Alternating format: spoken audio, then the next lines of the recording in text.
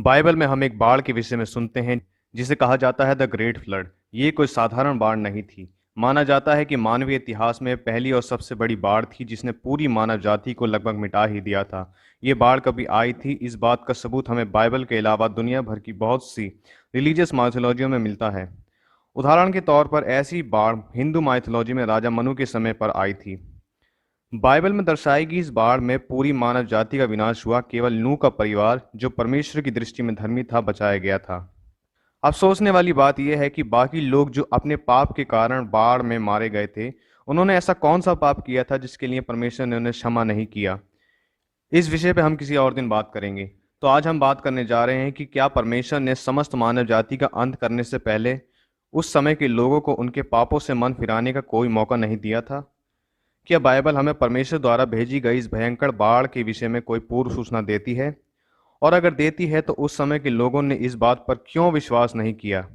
क्यों वे लोग बाढ़ आने के दिन तक अपने ही भोग विलास में लगे रहे?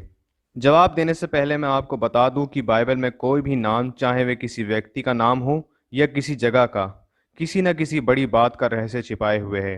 क्योंकि हम जानते हैं कि परमेश्वर की महिमा बातों को गुप्त रखने में है और राजाओं की महिमा गुप्त बात का पता लगाने में।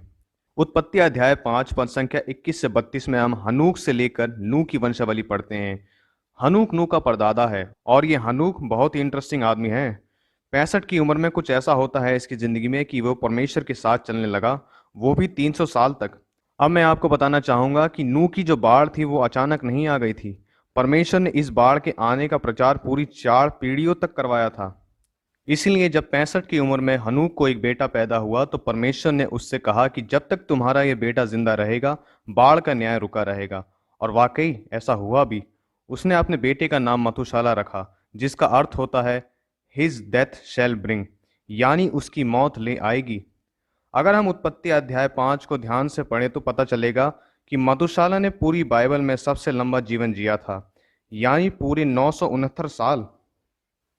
और जब मथुशाला 187 वर्ष का हुआ तो उसे लामेक नामक पुत्र हुआ, और जब लामेक 182 वर्ष का था तब उसे नूह नामक पुत्र हुआ था।